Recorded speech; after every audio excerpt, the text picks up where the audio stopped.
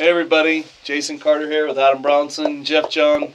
We just got the new magazine, the March issue of Epic Outdoors. So anyway, this comes out every single month. We talk about all the states before it's time to apply. Give you all the kill percentages, draw odds, and just different information on where to apply in these different western states. And so it's pretty complicated, and so we break it down for you in our magazine.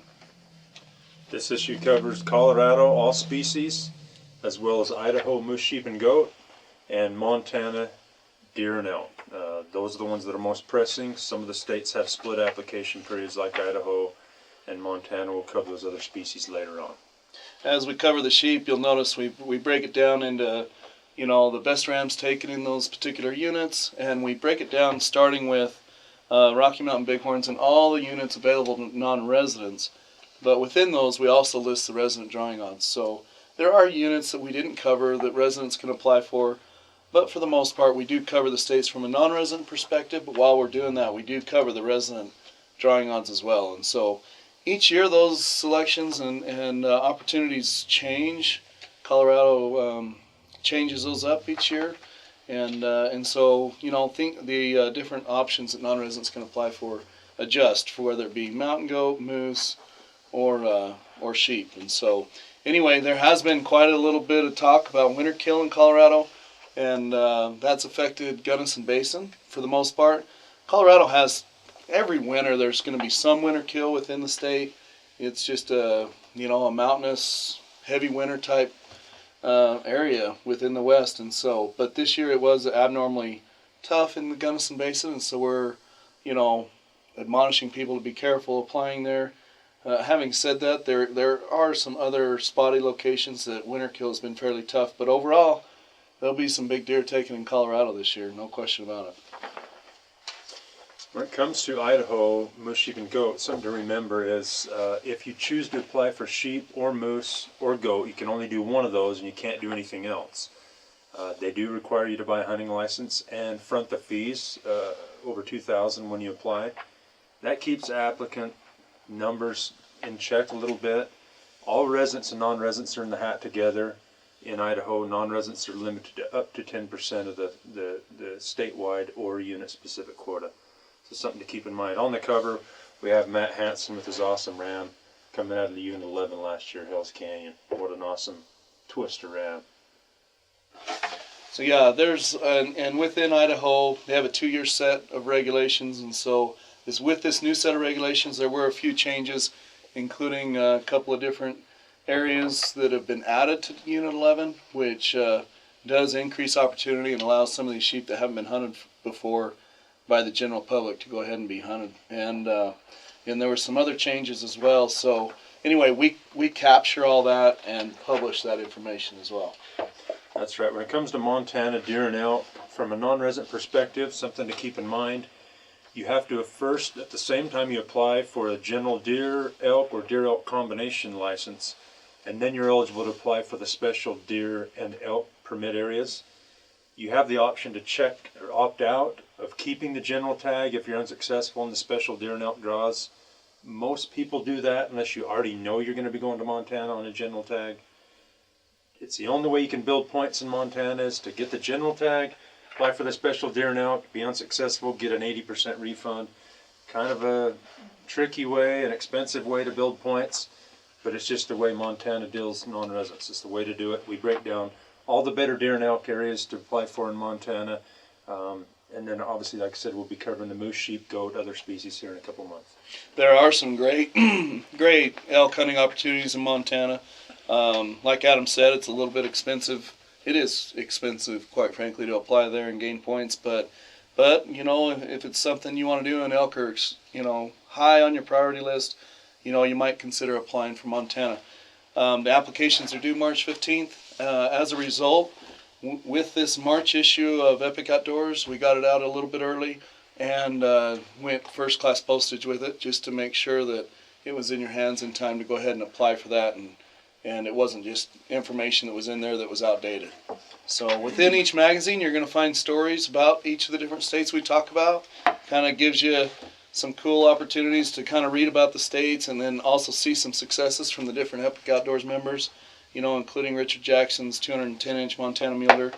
Having said that, Montana isn't known for big mule deer, but there are a couple of units that do produce them, and congratulations to him on just an awesome, deer and great, just an awesome accomplishment, especially for the state of Montana. Weather was tough in Montana. They did have heavy winter conditions up there, and so we do expect quite a bit of die-off, results of which have yet to really be seen on how bad it really was. So nice that March is here and everybody's starting to warm up a little bit. New in this section, we've got hunting opportunities with Jeff. Yeah. Tell us a little bit about it, Jeff. So we've been compiling over the last few months. We've been talking to a lot of outfitters, touching bases with them, seeing what they have available. We have some really great outfitters, guys who've been in the business for years and years, who are consistently producing great animals with great opportunities. We've been touching bases frequently with them. We even have in this issue, we go through. I kind of break down different opportunities that we have. Anything from hunts in Alaska, Canada, to the lower 48 as well. We have reduced priced hunts. Occasionally we get outfitters who have had somebody book and back out of a hunt or something like that, and they offer hunts at great prices. So these are excellent opportunities if you got 2017 open, if nothing's come on your, if it doesn't look like you're going to draw anything, you might want to jump into one of these hunts.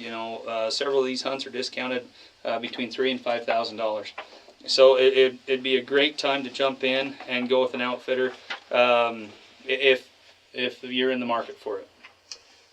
And might just add, if you don't see something in this March issue that you're interested in, always feel free to give us a call. We do represent hunts. We can't list every single one of them in every magazine. So if you're looking for something, whether it be 2017 or something you're planning a little bit further in advance, like a sheep or moose or something like that, 2 or 3 years out up north, give us a call. Let us help plan that for you, talk it over with you, give you some outfitters to visit with, and get something on the books. We take this very seriously. We don't represent hunts for any and all outfitters. We want to work with ones with great reputations so that we can, service our members with great hunts. So keep that in mind. Yeah, within this magazine, you're also going to find like articles such as The Hunter Next Door, which is kind of somewhat of a regular addition to our magazine. Roger Smithson came up with this. He's a good friend of ours. I've hunted with Roger. He's a good dude.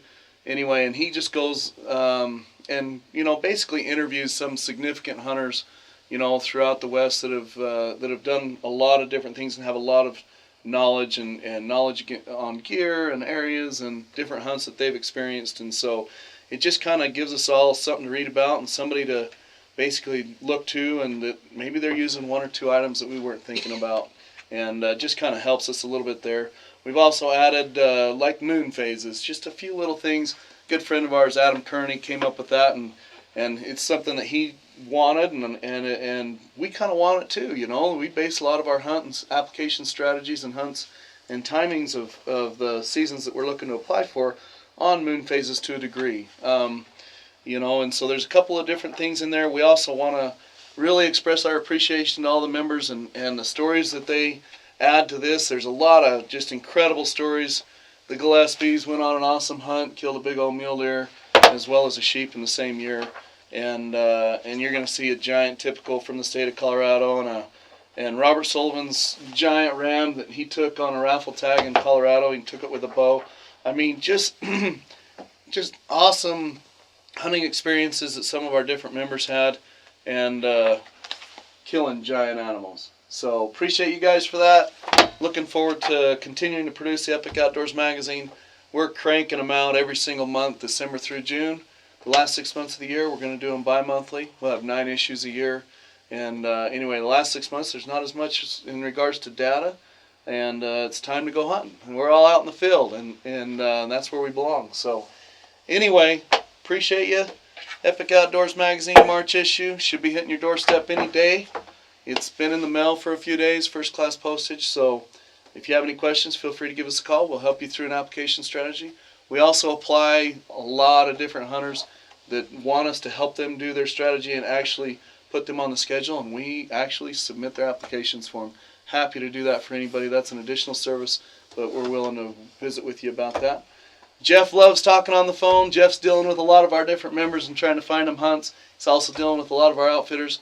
He's a great resource. Just call and visit with Jeff. You know, he's working hard at trying to find the perfect opportunities for whatever it is you're looking for.